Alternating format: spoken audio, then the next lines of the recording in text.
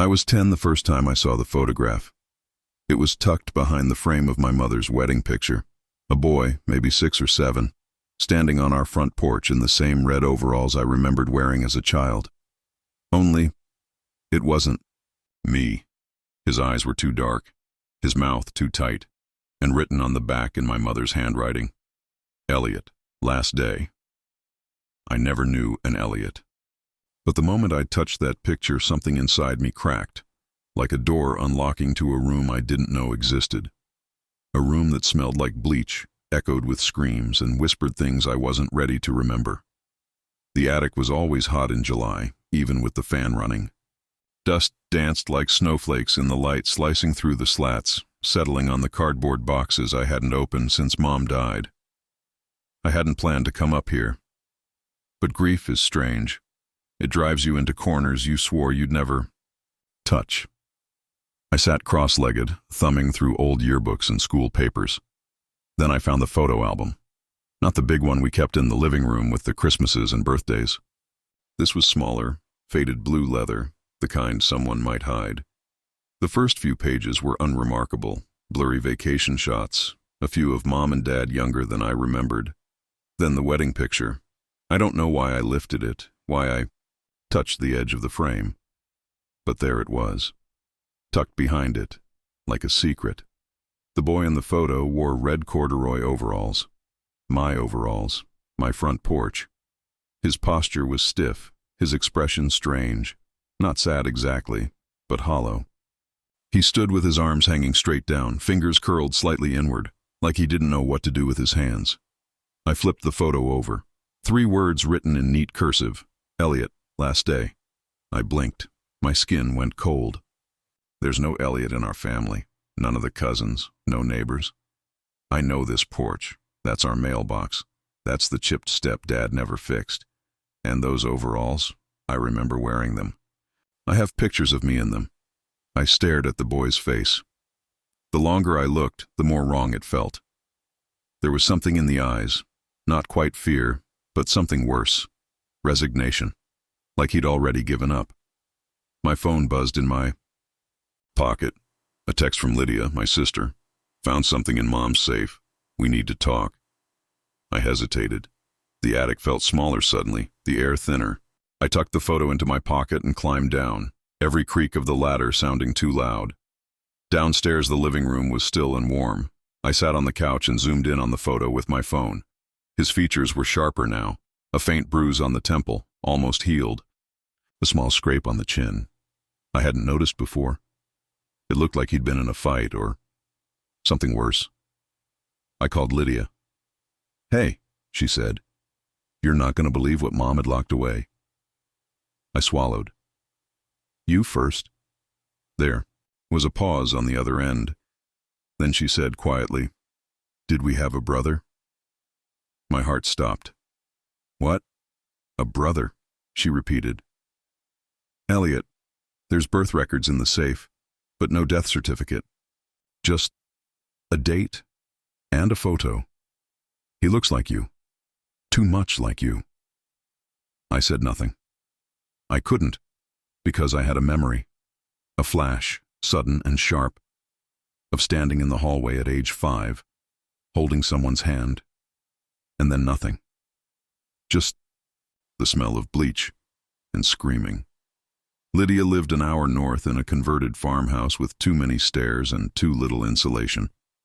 I drove there in silence, the photograph resting on the passenger seat like a passenger itself.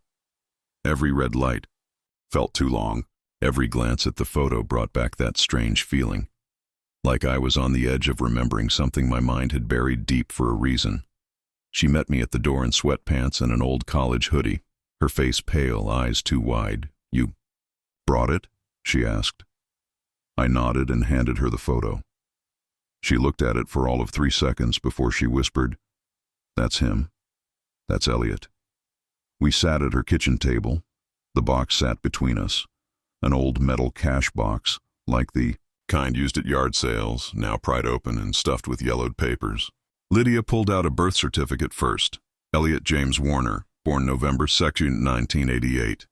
Parents, Margaret and Daniel Warner. our parents, then a school ID card, first grade, Ridgefield Elementary. His hair was messy, smile crooked. Again, the bruises, a healing cut near his ear. My stomach turned. Next was something stranger, a drawing on lined paper, in crayon, a child's scrawl, a house with no windows, and a boy standing alone in front of it. Above the house, scribbled in shaky letters. I was bad. I looked at Lydia. Her hand was trembling. "Do you remember him?" she asked. I opened my mouth, closed it. "No, but I remember a smell, bleach, and screaming." She nodded slowly. "Me too." Then she pulled out a notebook, one of Mom's old diaries. We flipped through it together. Most of the pages were mundane, grocery lists, church notes, phone numbers. But about halfway through, the tone changed. It started with a single line, circled in red pen. "He lies like it's breathing." Below that, "He's dangerous. The doctors don't know what to do." Lydia found the dead bird. "He looked me in the eye and said he didn't care." Felt like I was reading about a stranger, or a ghost. Lydia turned another page and we both froze. It was a photograph, glued to the paper. Same boy. This time, in a hospital gown, sitting on a plastic chair. His hands were bandaged. The caption underneath read, "2 days before the fire." I looked up. "What fire?" Lydia shook her head. "I don't know. I don't remember a fire." My hands were sweating. I wiped them on my jeans.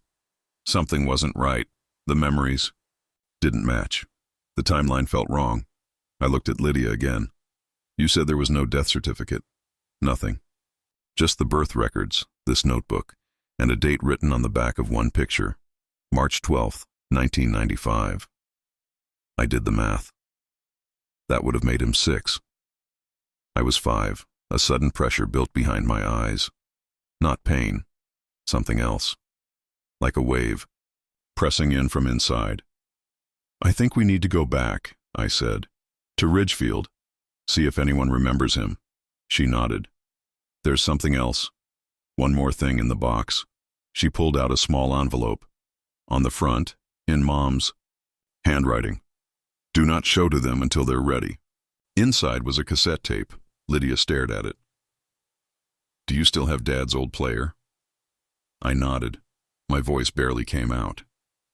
"In the attic." Neither of us spoke for a long time. Outside, the wind picked up, rattling the windows. Inside, everything felt like it was about to break. The cassette whirred and clicked as the wheels spun, the faint hiss of static crackling like firewood in a dying hearth. Lydia and I sat cross-legged on the attic floor, the old player between us, wrapped in an extension cord like a noose. The bulb above flickered every so often, casting shadows that jumped. Then, a voice. Not Mom's. A man's. Calm. Clinical. "This is session 12. March 10th, 1995. Patient, Elliot Warner. Age, 6. Present are Dr. Lisa Merrick and Margaret Warner. Mother. Recording with consent." A pause. Paper rustling. A faint hum. Dr. Merrick. "Elliot, can you tell me what happened to the cat?" Silence. Doctor. Merrick. "We just want to understand. Did it get out? Did you find it hurt?" A small voice answered. Barely audible. Male. Fragile. It cried too much. I flinched. Lydia put her hand on her mouth. Dr. Merrick. "And what did you do then?" A longer pause. Then the child spoke again, more clearly this time. I made it quiet. The tape kept rolling. You could hear someone breathing into the mic. Maybe Mom, maybe the doctor. The silence was worse than any answer. Dr. Merrick. "Elliot, do you remember what happened to Lydia's friend Ben?" Lydia's eyes shot to mine. "Ben?" "Whitaker," she whispered. "He lived down the street. Disappeared when we were little. I thought his family moved." On the tape, Elliot didn't respond. Mom, tightly. "He's not going to say anything. He never does. He just stares. Like he's not even here." Dr. Merrick. "Sometimes children with dissociative identity disorder show signs." of disconnection from their actions, especially if trauma is involved. I paused the tape. DID? I asked. Lydia nodded slowly. I looked it up after the notebook. It used to be called multiple personality disorder. It's real. People fracture when something horrible happens. It's like parts of them split off to survive. I pressed play. Again. Dr. Merrick. Elliot. When you're not Elliot, who are you? The tape crackled. Then the boy's voice, soft and eerie. I'm not supposed to say.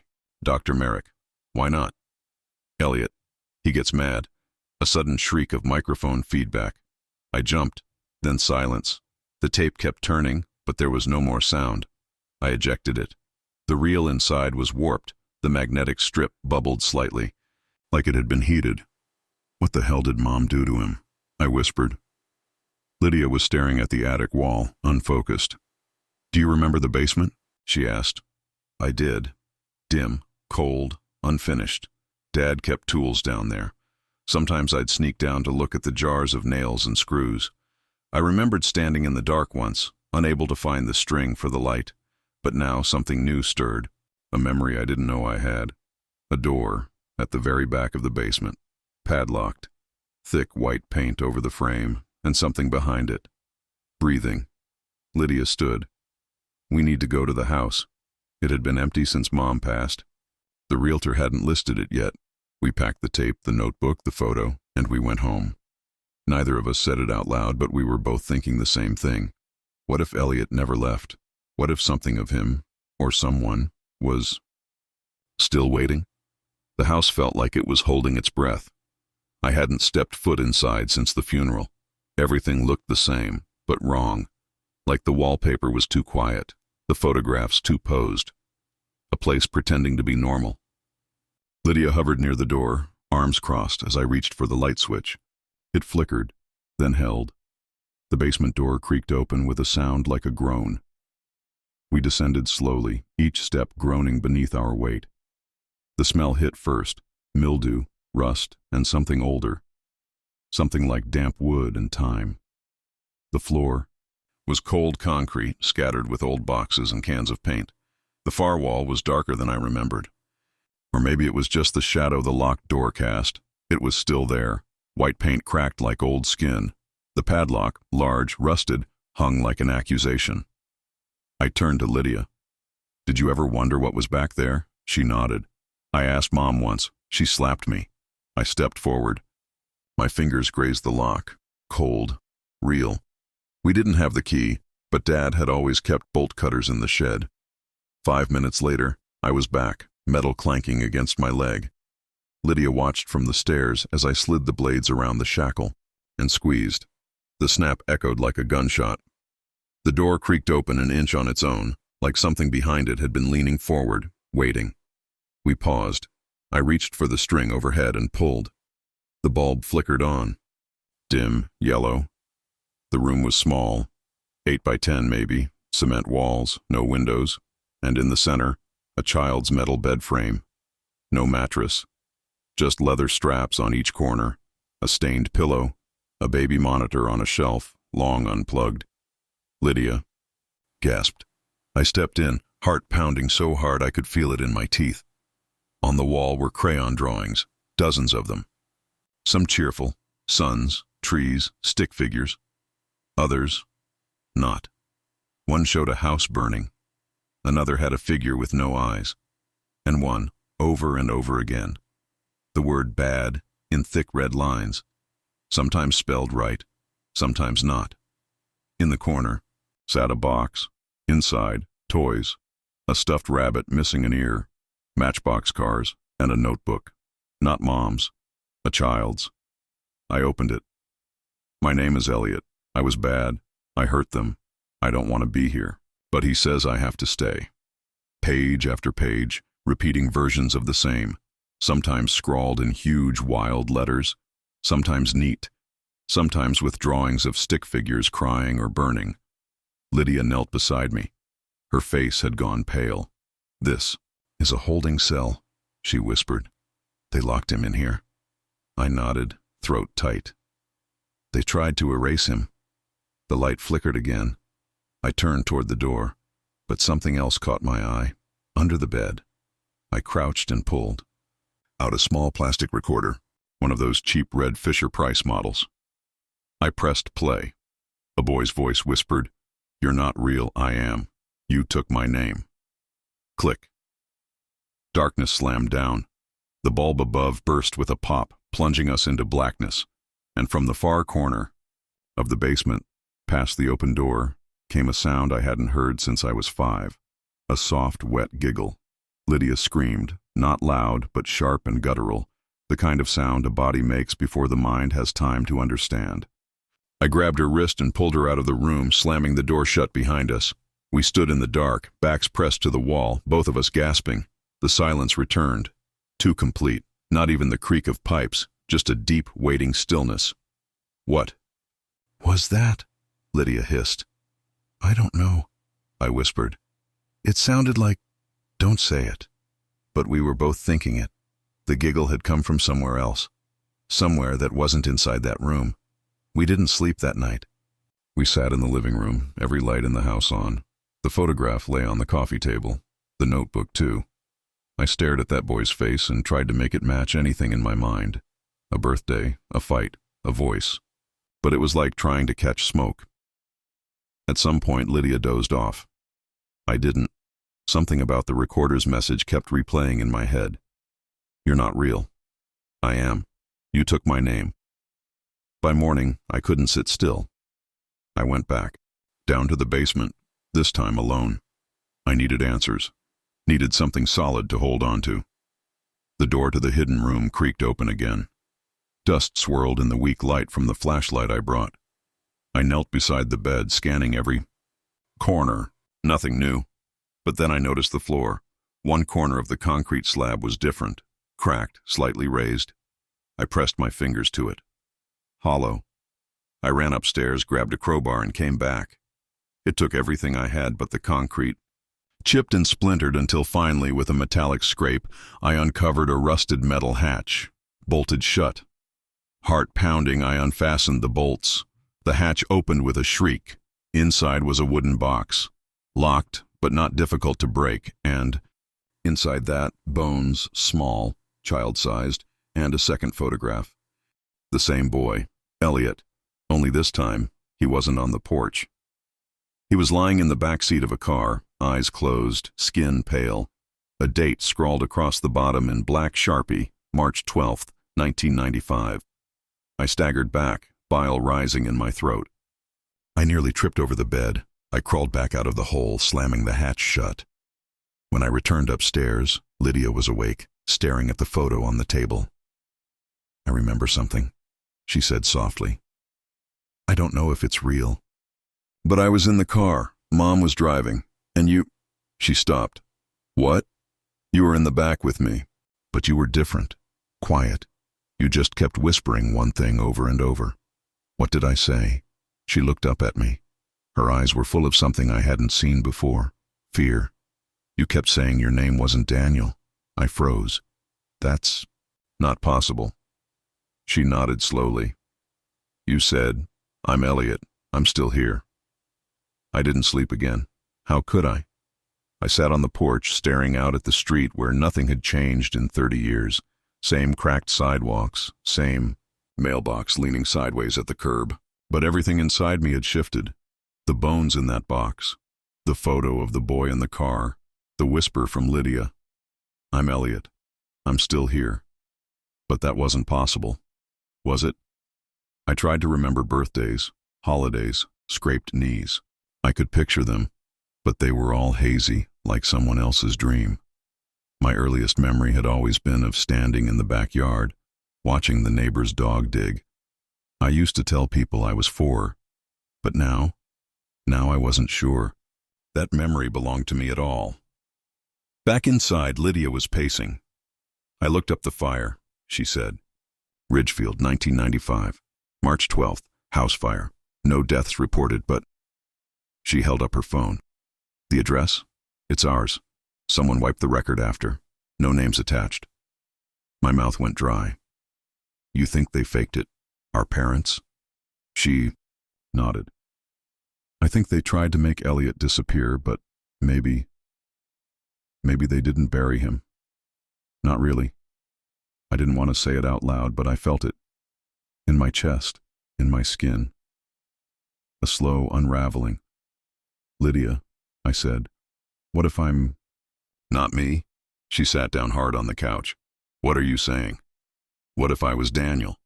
But after the fire, I became someone else? She shook her head.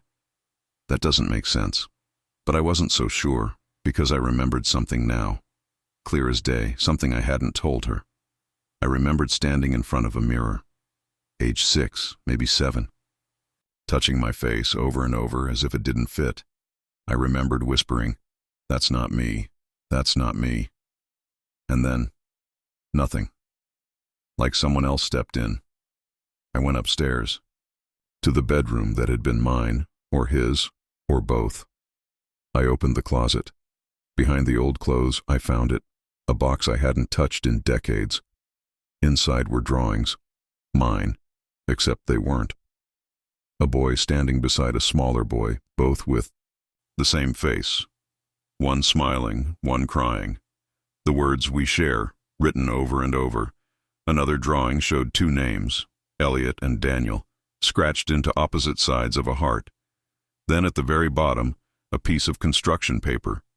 A crude drawing of a house split in 2. On one side, a bed, a stuffed rabbit, bars on the window. On the other, a smiling family, a Christmas tree, a name tag, Daniel. I took the drawing to Lydia. Her face crumpled. "What does it mean?" she asked. Stared at it. My hands were shaking. "It means I think they didn't just hide Elliot." I looked her dead in the eyes. "I think they made him into me." Lydia's lip trembled.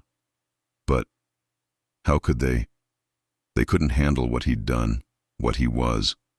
So they locked him up, tried to break him down. And when that didn't work, they erased him." I nodded. "And they built someone else on top." I didn't know who I was anymore, but I knew who I'd been, and in that moment, a truth darker than anything else dawned on me. If Elliot had been dangerous then, what was he now? Lydia and I sat on the porch until the sun rose. Neither of us said a word. Something had changed in me. Not a memory, not a feeling, a presence. Like someone had shifted in the back of my mind, leaned forward, watching, waiting. I couldn't tell if I was losing my mind or finally waking up.